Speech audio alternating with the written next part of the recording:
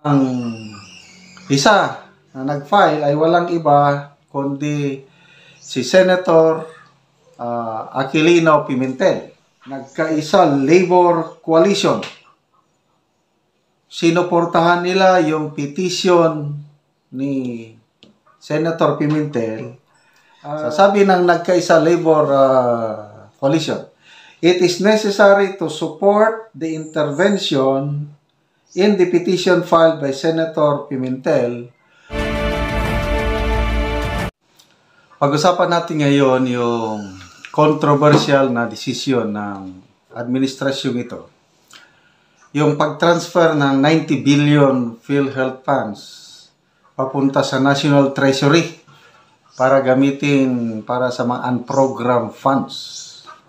Okay, dito sa balita ngayon ng Manila Times, dalawang grupo ang nag-file ng petition sa Supreme Court na ipatigil ito dahil unconstitutional. Ang isa na nag-file ay walang iba kundi si Senator Aquilino Pimentel. Okay? Petition niya, he petitioned the court to order the halt, pinapahinto ang pag-transfer ng 90 billion PhilHealth funds. So, after na nag-file ng petition si Senator Pimentel, na-inspire ang isang grupo, labor groups naman, nagkaisa Labor Coalition. Sinuportahan nila yung petition ni Senator Pimentel. Yun nga, nag-file din sila ng motion before the Supreme Court na itigil yung pag-transfer ng 90 billion pesos PhilHealth funds. Okay.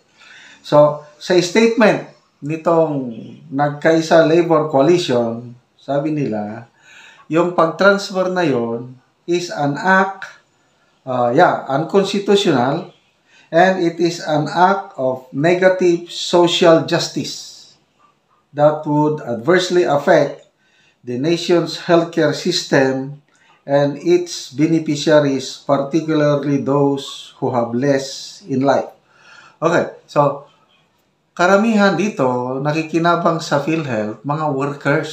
Kaya tama lang itong ginawa ng nagkaisa Labor Coalition. Kasi ang maapektuhan, mga workers. Dahil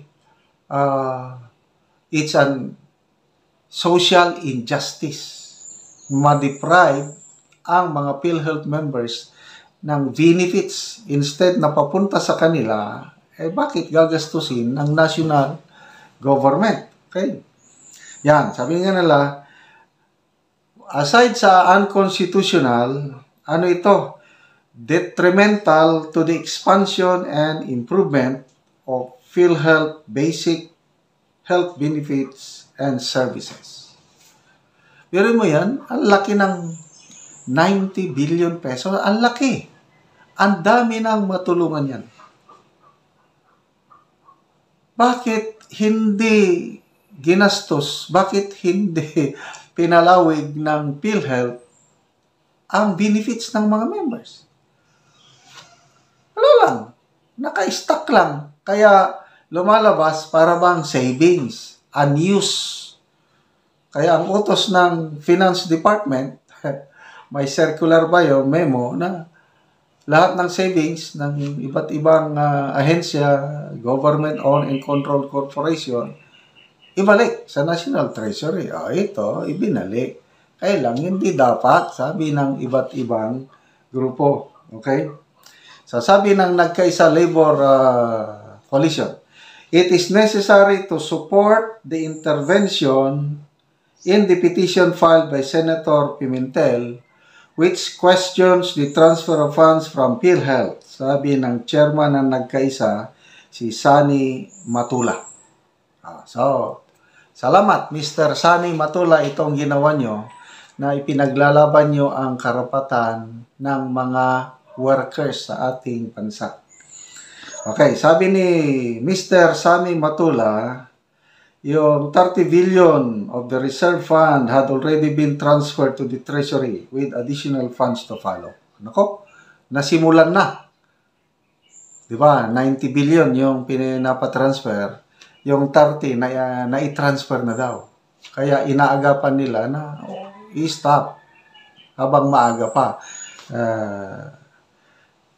So dagdag ni Mr. Matula, we have exhausted administrative remedies but to no avail. Our letters to President Marcos Jr.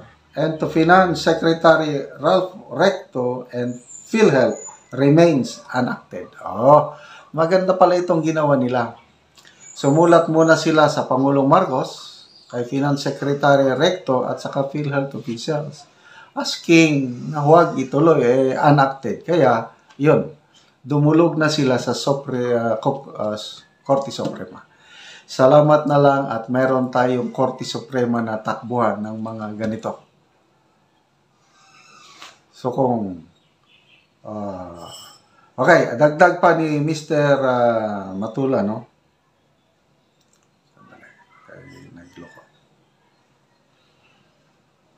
Okay,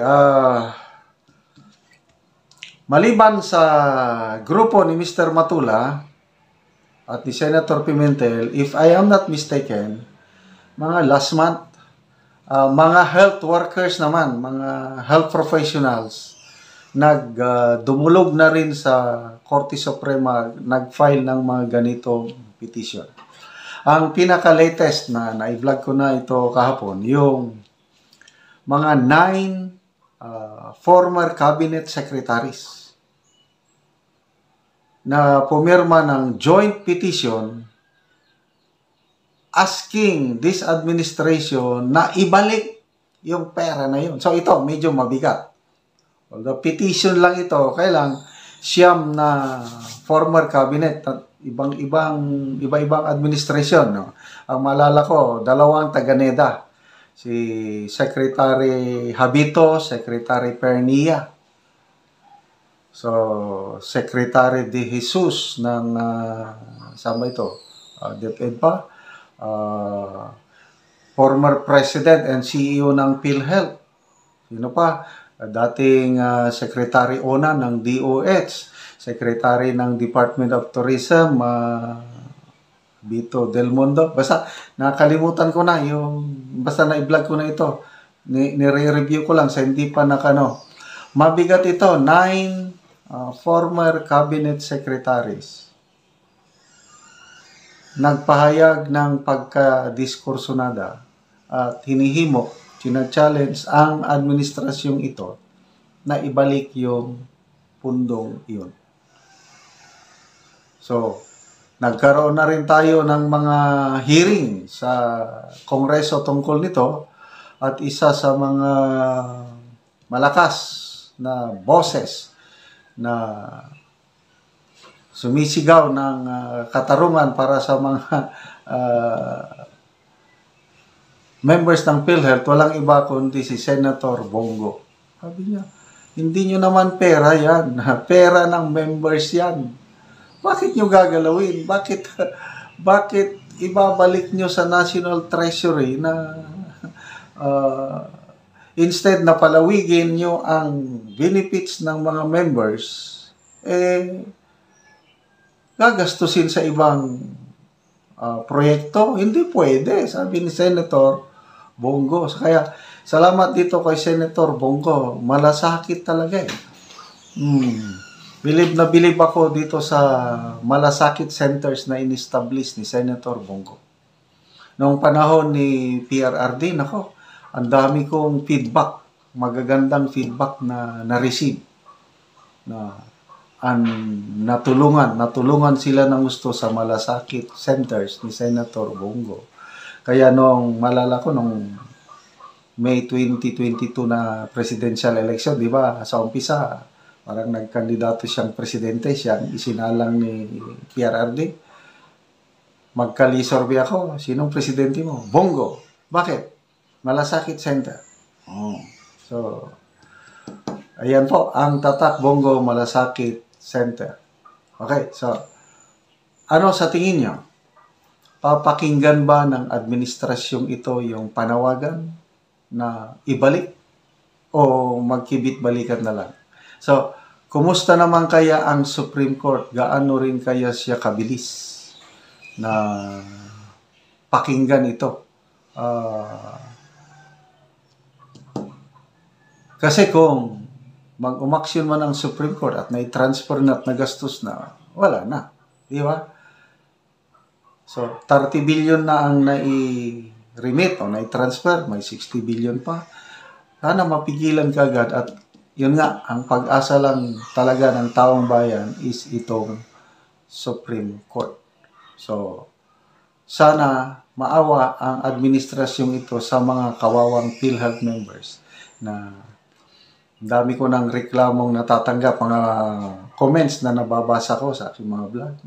Halos napakabagal ang pag-receive nila sa PhilHealth benefits, tapos kakaunti, kakapiranggot, hindi nila maramdaman yung tulong.